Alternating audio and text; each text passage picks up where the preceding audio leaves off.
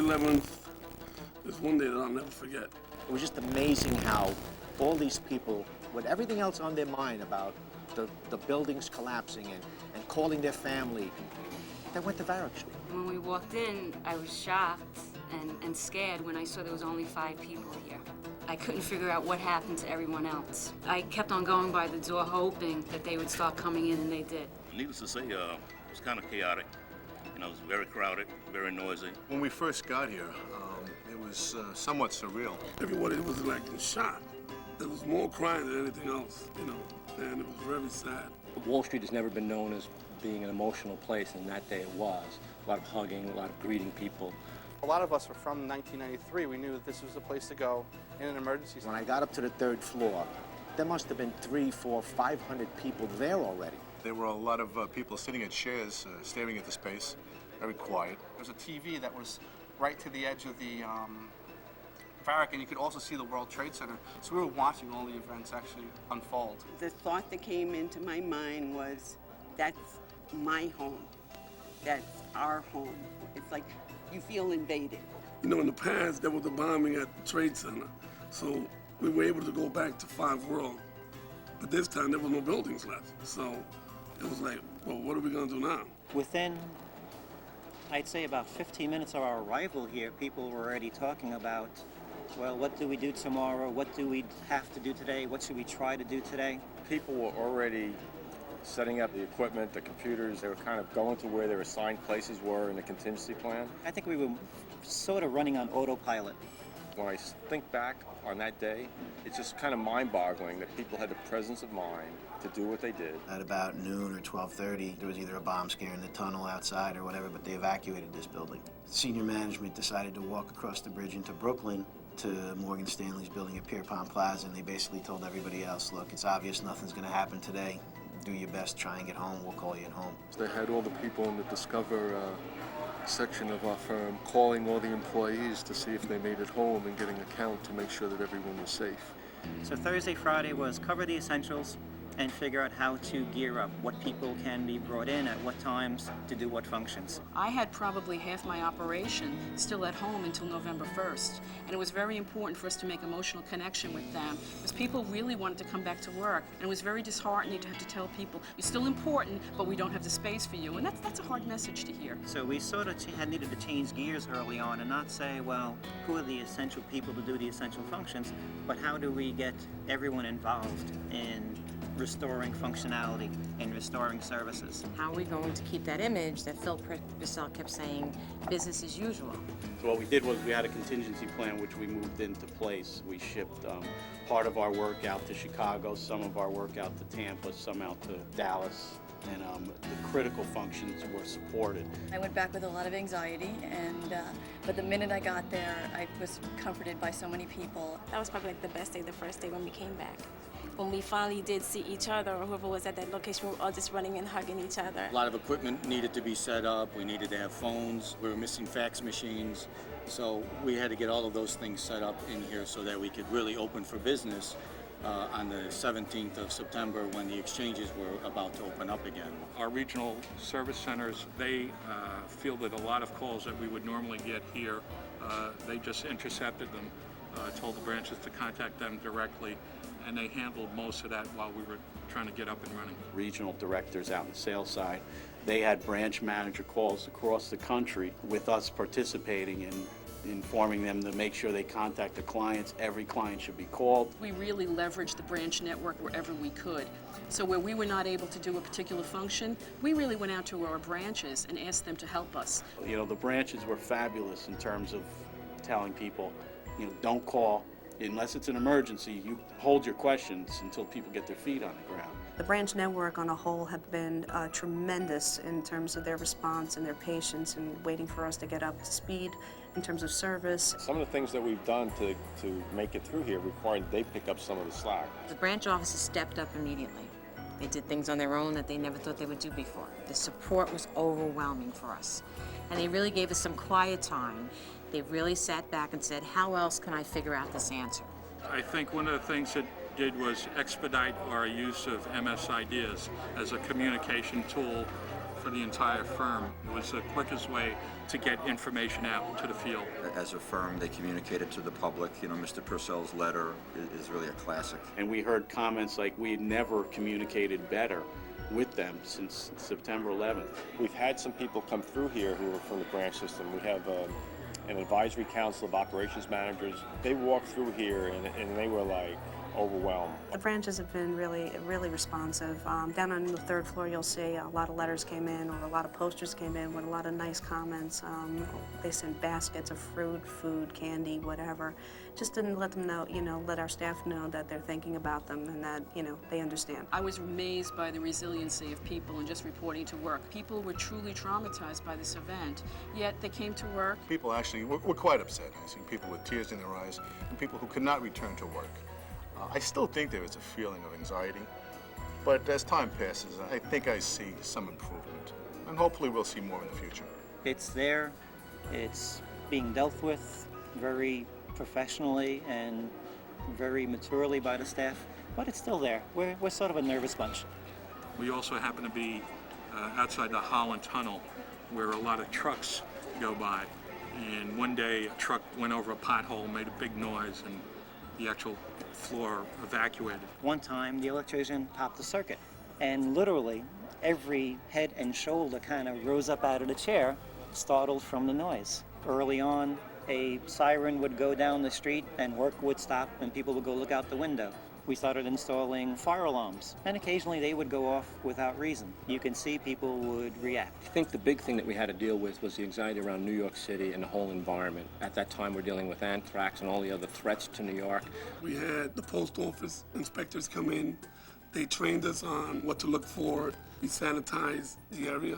We had gloves and masks, and we bought an x-ray machine, and we were checking all the mail before we gave it to the staff. Here they are working toward business recovery while they're dealing with their own emotional, personal recovery, and they're putting the business first, and they're working so hard and putting aside the inconvenience and the uncomfortableness of the environment at Varick. I think being busy and with a certain amount of adrenaline sort of diminished some of the angst or anxiety.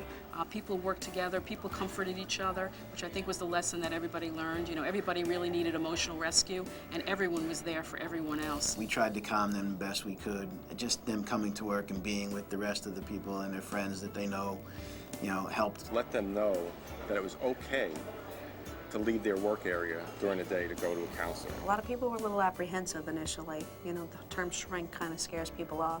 But we encouraged them to participate in group sessions, and it turned out to be very well received. So I think everybody felt very good about the company and that the company was thinking about its people, not work first. You can't believe people are capable of doing till you see it happen, but unfortunately it had to happen under some very trying circumstances.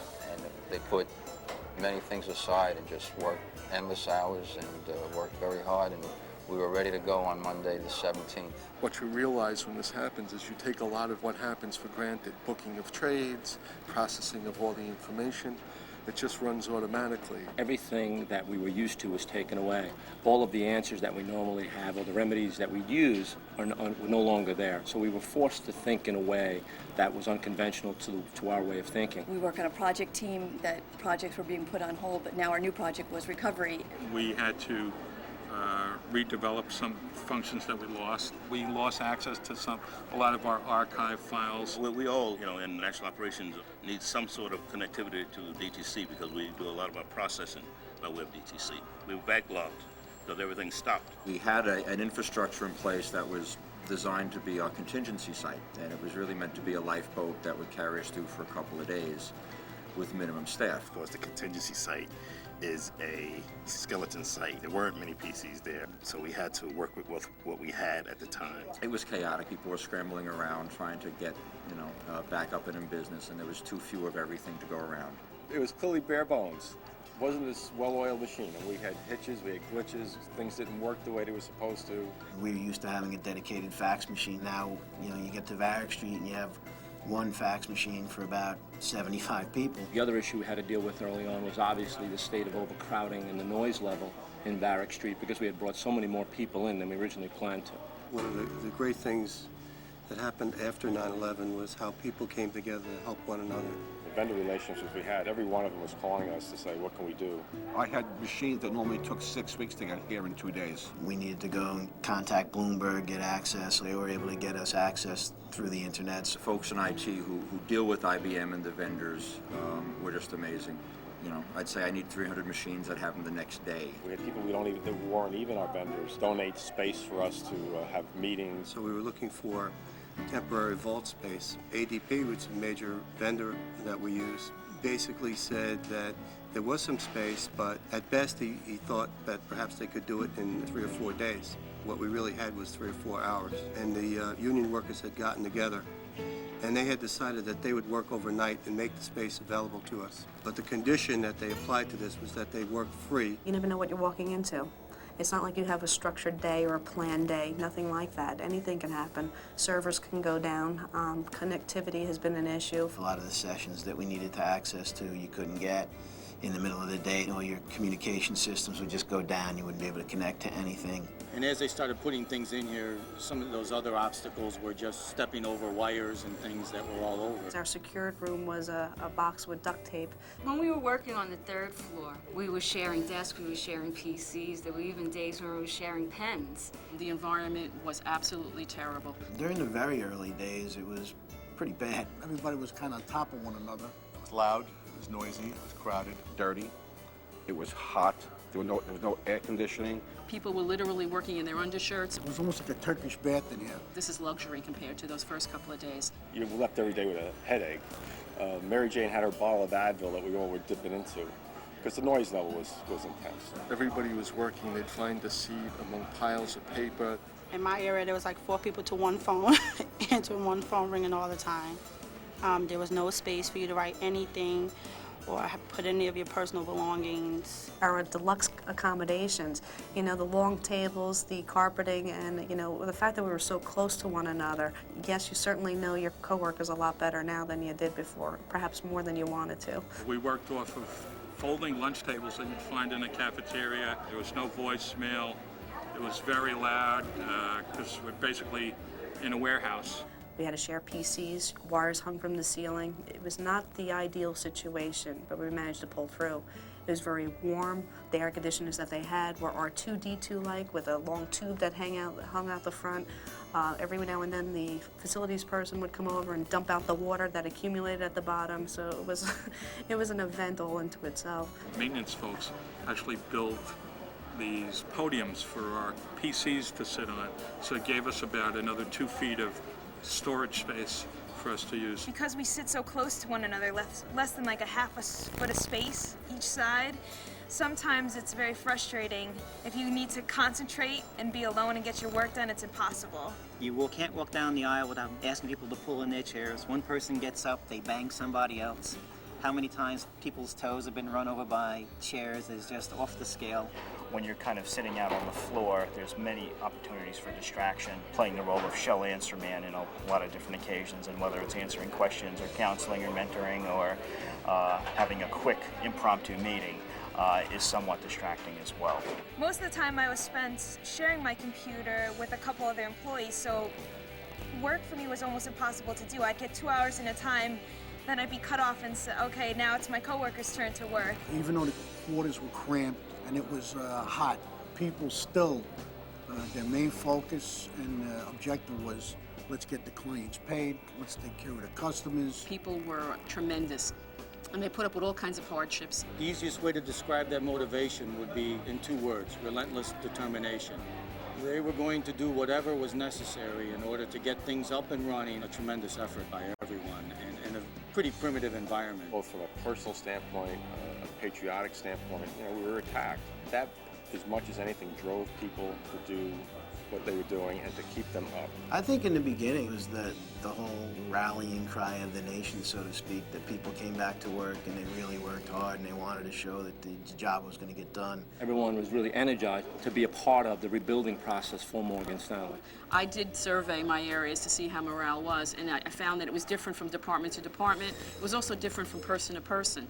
Morale is really driven by your relationship with your manager. A lot of things that helped with the morale going up was the free lunches. you should see what happens at lunchtime out here. The lines, I don't know what these guys are doing, but 11:30, can't get nothing. You have no idea. If you want soup, leave now. I'm eating for 3. One thing is maybe because we feed them, you know, food works sometimes. Because we did a lot of things to keep morale up too. In the beginning, on Friday nights, we had beer and wine and some snacks, and I think that kind of let people know you cared. Once they announced that we were going to stay here and they were going to redo the 4th floor and we were going to move up there, I think morale started to improve again, and now that we've actually moved, you know, everybody's happy. We're back to having our dedicated fax machines, and we're back to all having our own equipment, and it works. What I think personally I look forward to most is having a drawer. Something about drawer space. Being able to make phone calls and not have to shout on the phone, and, you know, so people can hear me. My new place is going to be 75 Varick Street on the 6th floor. What I'm looking forward to mostly is privacy, a little bit of quiet, you know, bringing in family pictures. And for me, it just seems to be the last step in a journey. It'll never be the way it was. You're always going to carry a little bit of that with you, but it's the new normal. You want to get to a new reality. Back in, you know, 5 World Trade Center, if you went into someone's little space, they had a trinket from a vacation or a child's picture pasted to their wall, and, you know, gave them a sense of belonging. That was their space. That's still missing a little bit from some of the people, but we'll get that back. When the first group moved upstairs, I went up to visit them, and one of the people, Barbara Nassetti, she said to me, she said, I missed the 3rd floor. You know, why do you look sad? And you should be happy because you're not on the 3rd floor anymore. Or she was in her office, and I said, well, how is it now? And she said, well, it's much more quiet, but I guess this means it's like final. When we first moved in here, that's when it really hits that you're not going back. It hits when I'm here 18 years and all I moved in with was a little box. There's nothing left. And it hurts. It's not temporary anymore, it's permanent, and the loss is permanent. On a personal level, we're all affected a little differently by what happened, and we're still dealing with it in our own way. We're going to miss that location. You know, we were there for so long, it felt really like home. And to deal with the idea that that's gone forever and we'll have a new reality is something you deal with a little bit every day. You know, we're looking forward to starting that new reality and starting a new history, but we won't ever forget, you know, what was. There's a lot more to life than just the job, but they put the job first amongst anything. That's why I'm saying it's unbelievable that we got up and started so fast, and basically we're running back to normal. You know, everybody realized this is what we have to deal with, and it was more of a let's get it done attitude than a complaining attitude. We shifted the focus from what happened to us to how we reacted to the crisis. We took a situation and we made it workable for us.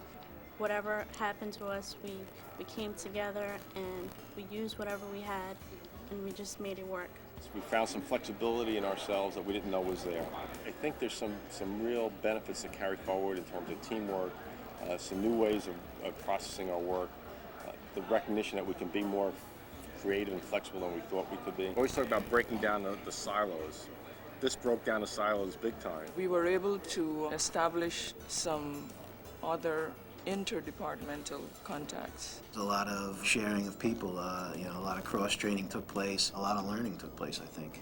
I was a new employee to the firm. My interaction with people was very limited. I mostly was confined to my cubicle, and other than meetings, I really didn't have a chance to get to know people. Now, post-September 11th, it's an unbelievable difference. I have developed a lot more in-depth relationships with people. It's been extremely pleasant and helpful to get to know the staff so much better. Not just my own, but within a stone's throw were work groups that used to be separated by buildings or floors, or in some cases zip codes. Voices are now getting faces so that you really get to see one another. Everybody's in here pulling together. It's just, well, how can I help you? What can I do? I feel people were definitely more patient with each other. It's made us work more as a team with the other departments. That's what it turned out to be all about, was areas helping and assisting other areas in their time of need. I know for me, I had my own office in 5 World Trade, but I was now sharing a desk with 2 other people and a PC. And I think at that time it was good. It was the closeness. And I think I needed to feel that closeness and to feel you know, that everybody else was going through the same thing that I was going through. I think that was the most important thing, was being able to talk about it. We've become really close, and we've begun to know each other more as people, as opposed to managers or peers. I like having my peers around me. I like being able to turn around and deal with a problem as it occurs. Although we're sitting in a dingy warehouse, we have really connected with each other personally. We, as their managers, were probably more approachable than we've ever been. I mean, we are literally sitting here with them, and I think we've learned things from that. They've learned things about us, perhaps, that they didn't know. But I think we've really touched each other as human beings. The division managers here at Varick Street are working under the same conditions we are. The division managers share a lunch table with their administrative assistant. They share the phone, and they share a workstation. I had to talk to them not as their manager, but as a friend. They trusted me because I talked to them. I think it was a great effort on their part. Not that they were so, like, we're managers, but they were compassionate. It grew us closer to the managers. It wasn't like you're the managers. It was like we're one. And that was very, very, especially to me, that was very important. During the last 2 years, we've spent a lot of time trying to introduce a new culture within client support services. And that culture was based on respect for individuals and really the feeling that our employees are their greatest assets. So to be very honest, this was a real proving ground for that. It really enabled people to see how sincere were we in framing that strategy. I think we send consistent messages that we do care about people and that they're important to us. You really couldn't do it any other way. You know, we really needed to be here where people could see us, where people knew we understood what they were going through. It would have been easy for me and for some of us to go find space up at 1585. It would have just been the wrong thing to do from a leadership standpoint. And you kind of drew on the energy anyway. It was good for you because the collective energy of the place was pretty intense, and you kind of got picked up by that. From the top down, it was everyone pulling together just to get things done. The branches understanding where we came from, the outpouring from all the branches and people outside of New York that were just caring, whether it be a phone call or an email. And I noticed a new camaraderie among people. It didn't matter what building we were in, it was what people we were with. You know, we've all shared in a common experience that was horrific and tragic. But we survived it, and I think we're stronger and closer because of it. You really look at your family and your friends, which a lot of them are co-workers here, and you really appreciate them more. We come to work every day, we see them, we spend so many hours together. We're all like a great big family. We had a gathering in October where we brought everybody together from operations and IT. What a lift. I mean, that just emotionally, it was an emotional evening. And it was the first time a lot of people had seen each other since September 11th. You could see the next day, they were really uplifted from the experience. The CSSIT victory celebration was truly a dynamic observation of the human relationship that exists between both organizations. And it really wasn't a celebration. I think it was an acknowledgement and the spirit of seeing each other and to be proud of our accomplishment. And I think that was another opportunity to get people together to say, hey, we're all one big family, and I think it showed. You know, the way people pulled together. That party was a big success. You had Steve, you had Joe S.